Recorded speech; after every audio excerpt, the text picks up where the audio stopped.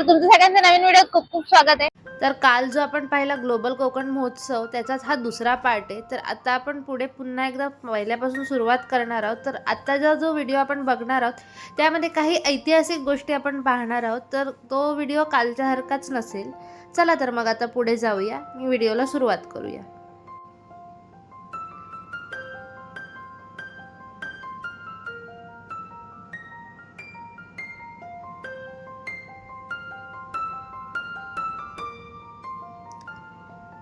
तर आतमध्ये येताच समोर आपल्याला शिवाजी महाराजांची सुंदर मूर्ती दिसते. मूर्तीला नमन करून पुढे आम्ही निघालो आणि तिथे शेजारी चालू होतं दशावतारी नाटक, जे कालच्या व्हिडिओत सुद्धा तुम्ही पाहिलं असेल. तर आजच्या व्हिडिओमध्ये आपण दाखवणार आहोत की या दशावतारी नाटकाच्या कलाकारांची आपण भेट घेतली.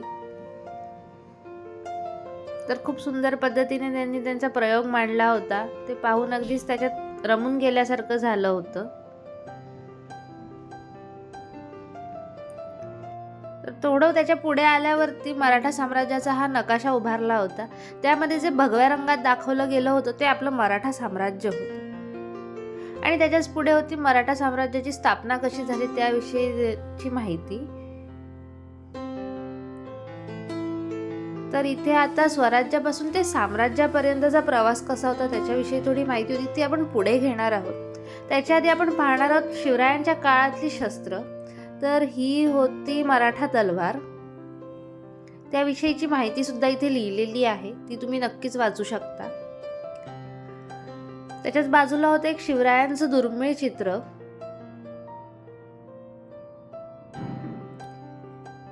आणि त्याच्या बाजूला सुद्धा होती मराठा तलवार.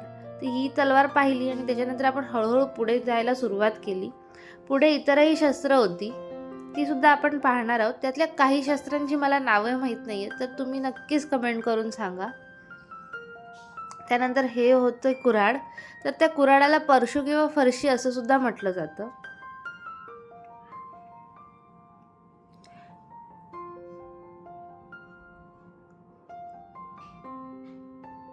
त्याच्यानंतर हा होता दांडपट्टा. हा युद्धात फार प्रमाणात वापरला जायचा त्या काळी.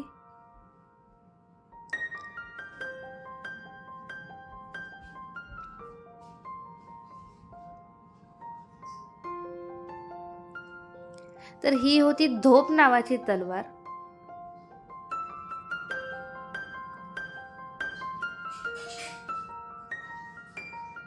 आणि त्याच्या शेजारी होती ही कट्यार. कट्याराचे पण इथे 3 प्रकार होते.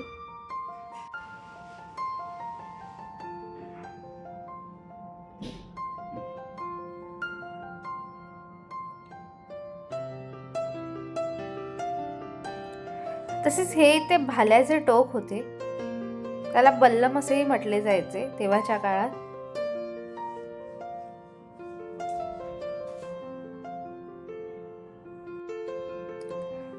आणि त्याच्याच थोडं पुढे आल्यावरती शिवरायांच्या काळातली चलनात असलेली नाणी इथे होती.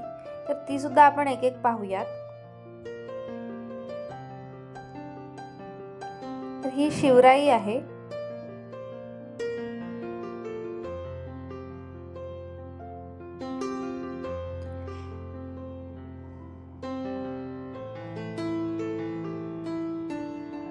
तसंच ही शिवरायांची राजमुद्रा सुद्धा इथे दाखवली आहे.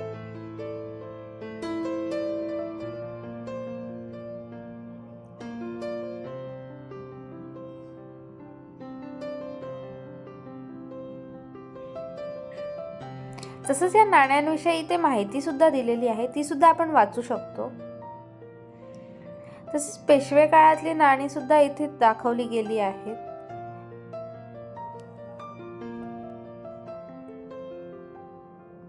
तसंच ही पोर्तुगीज कालीन गोव्याची नाणी आहेत, जी तेव्हा चलनात होती. तसेच हे इथे तोफेचे गोळे सुद्धा ठेवले आहेत. तर आपण हा एक हातात घेऊन सुद्धा पाहिला. तसेच हे भाल्याचे टोक आहेत.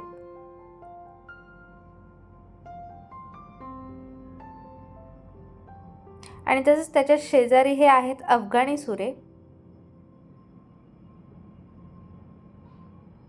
या शस्त्राला काय म्हणतात याची नक्कीच कमेंट करून सांगा. मला याचं नाव काही सापडलं नाही. त्याच्यानंतर हा आहे विटा.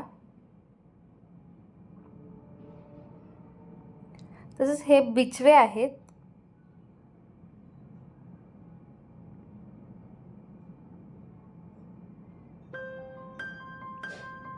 तसेच याचे सुद्धा नाव नव्हते, तर ह्याचे सुद्धा नाव तुम्ही नक्कीच कमेंट करून सांगू शकता. ही शिवरायांच्या काळातली ढाल आहे.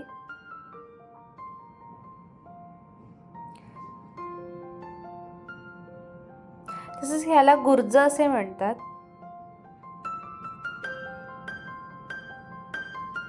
आणि ही वाघनखं आहेत. ही सुद्धा शिवरायांच्या काळातली वाघनखं आहेत.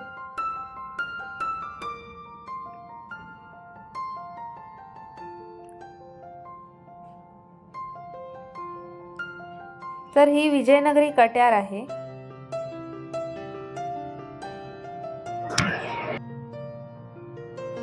आणि तसेच याला जांबिया असं म्हटलं जातं. तर हा सुद्धा एक कट्यारीचाच छोटा भाग म्हणू शकतो आपण. आणि ह्याला अंकुश म्हणतात. तसंच हे शिवरायांच्या काळातील धनुष्यबाण आहेत.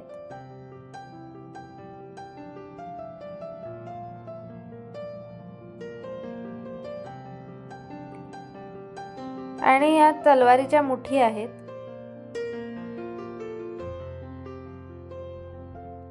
तसेच इथे शिवचरित्र सुद्धा विकले जात होते, त्याची सुद्धा आपण माहिती घेऊ शकतो. नक्कीच भेट द्या या ठिकाणी आणि तुम्ही याविषयीची अजून माहिती जमवू शकता. आता आपण पाहणार आहोत शिवरायांच्या स्वराज्य स्थापनेचा इतिहास. तर इथे अफजल खानाचे पारिपत्य, शाहिस्ते खानाचे सर्जिकल स्ट्राईक असे म्हणजे मॉडर्न भाषेत सुद्धा इथे लिहिले होते की जे आजकालच्या पिढीला समजावे. आग्र्याहून सुटका, आधी लगीन कोंडाण्याचे असे विविध प्रकारचे जे आपल्याला इतिहासात धडे होते ते सर्व हा इतिहास इथे मांडला गेला होता.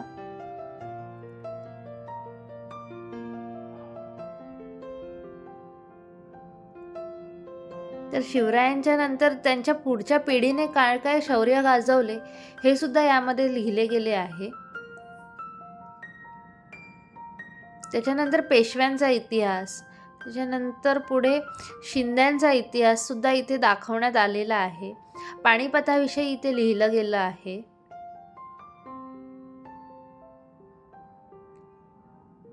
तसंच अहिल्याबाई होळकर, नागपूरकर भोसले यांचा इतिहास देखील इथे दिलेला आहे. कान्होजी आंग्रे आणि त्याच्यानंतर भारताचा जो नकाशा आहे त्यात शिवरायांच्या राज्याभिषेकावेळी आपला राज्यविस्तार केवढा होता त्याविषयी दिलेला आहे. शिवरायांच्या संकल्पातून निर्माण झालेल्या स्वराज्याचं मराठा साम्राज्यात कसं रूपांतर झालं याचा सुद्धा हा नकाशा इथे दिलेला आहे.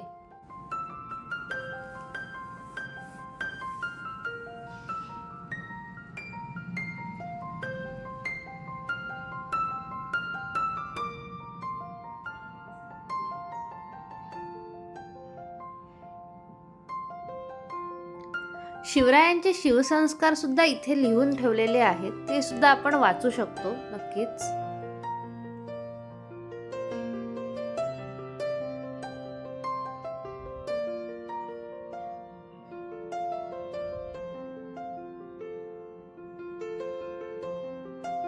शिवरायांच्या राज्याभिषेक सोहळ्याला 350 वर्ष पूर्ण झाले, त्याचे देखील इथे चित्र दाखवण्यात आलं आहे.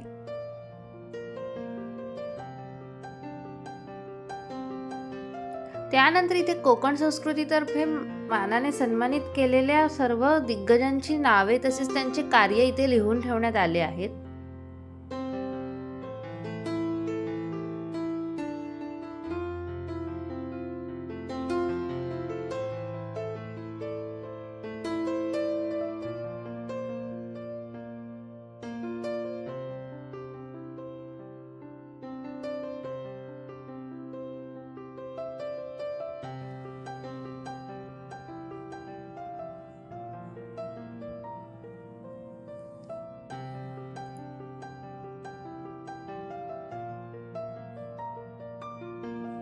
आणि त्याच्याच पुढे कोकण रत्न या सन्मानाने सन्मानित केलेल्या सर्व दिग्गजांचे फोटो तसेच त्यांच्या कार्याविषयी ते माहिती दिलेली आहे.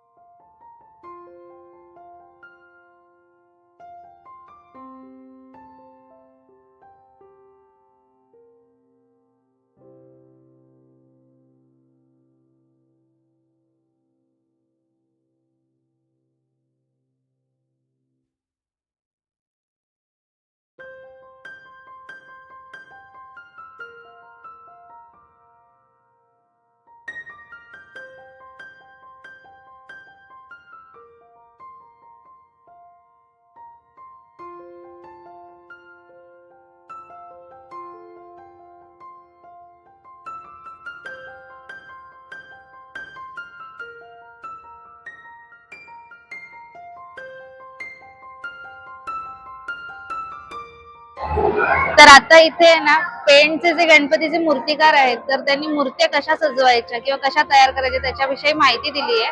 तर आपण आता इथे जाऊन त्याची माहिती घेणार आहोत. चला तर मग.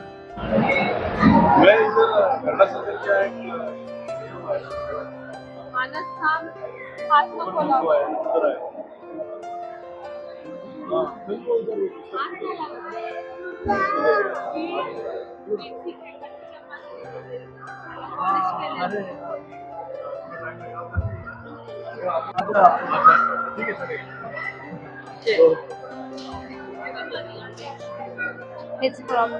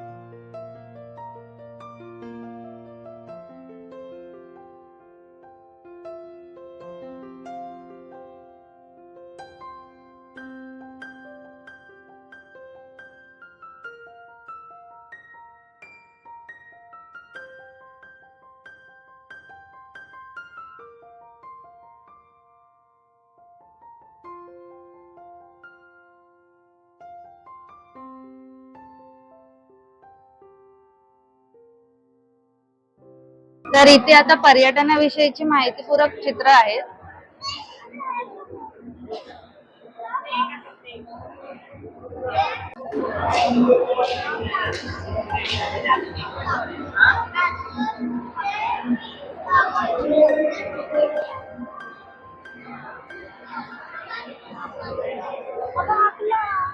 नापणे धबधबा हा आमच्या इकडून जवळ आहे. व्याघ्रेश्वर पण आमच्या बाजूलाच आहे.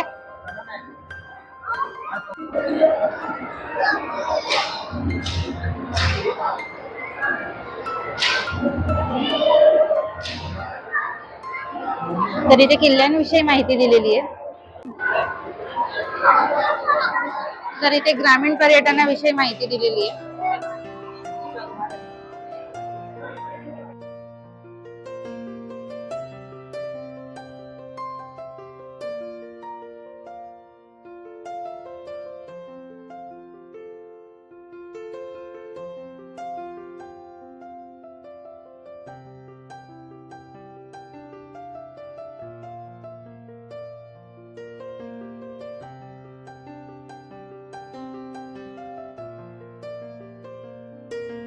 तर इथे कोकणातील विविध मंदिरांविषयी माहिती दिलेली आहे. त्यातलं एक आहे कोपऱ्यात दूधपापेश्वर, त्याच्यानंतर गणपतीपुळे, तसंच कुणकेश्वर आणि इतर सुद्धा मंदिरं दिलेली आहेत. त्यांची मला नावं माहीत नाही आहेत, तर तुम्ही नक्कीच कमेंट करून सांगा. तसंच त्याच्या बाजूला अंडर वॉटर स्पोर्ट्सबद्दल सुद्धा माहिती दिलेली आहे.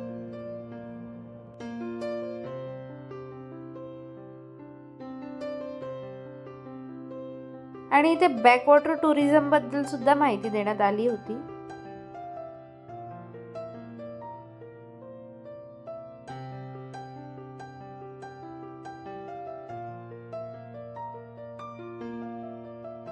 आणि इथे समुद्रात असलेल्या किल्ल्यांविषयी माहिती देण्यात आली आहे.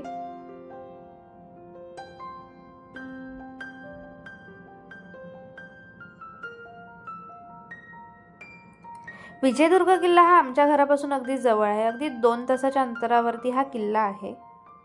इथे आहेत आपल्या कोकणातील विविध प्रकारचे समुद्र किनारे, त्यातले काही आपल्या जवळचेच आहेत.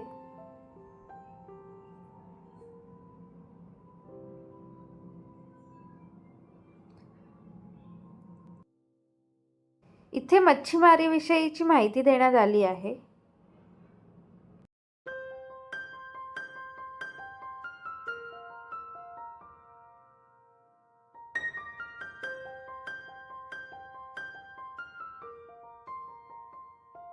इथे हे नैसर्गिकरित्या लाकडांपासून बनवण्यात आलेले फर्निचर होते. ते सुद्धा खूप छान होते. बसायला अगदीच कम्फर्टेबल, तसं किमतीत सुद्धा खूप स्वस्त होते.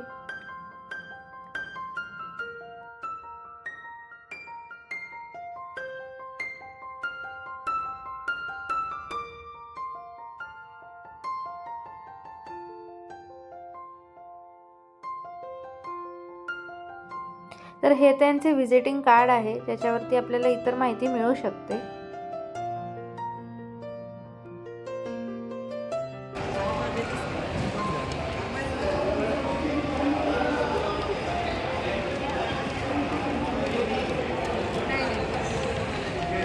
तर इथे कळसूत्री बावल्यांचा खेळ चालू असतो. आता सध्या बंद आहे. तर खूप सुंदर बावल्या आहेत या. गणपती बाप्पा आहे आणि सोबत रिद्धी सिद्धी सुद्धा आहेत.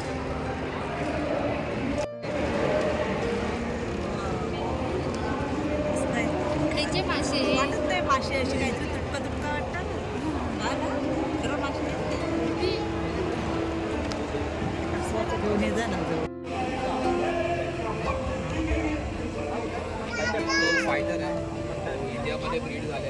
तर हा निळ्या रंगाचा जो छोटासा मासा दिसतोय त्याला फायटर मासा असं म्हणतात.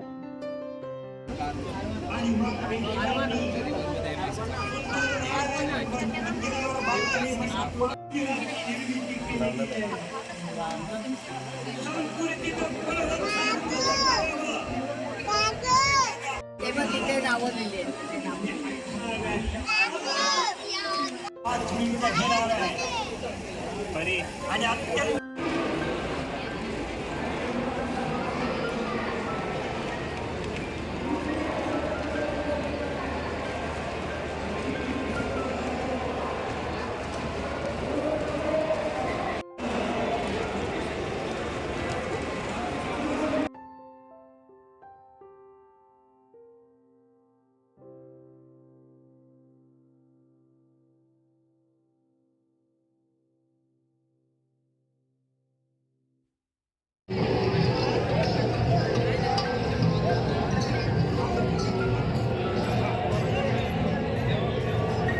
तर घरी निघता निघता आपण दशावतारी नाटकातील सर्व कलाकारांची भेट घेतली आणि त्यांना भेटून खूप छान वाटले.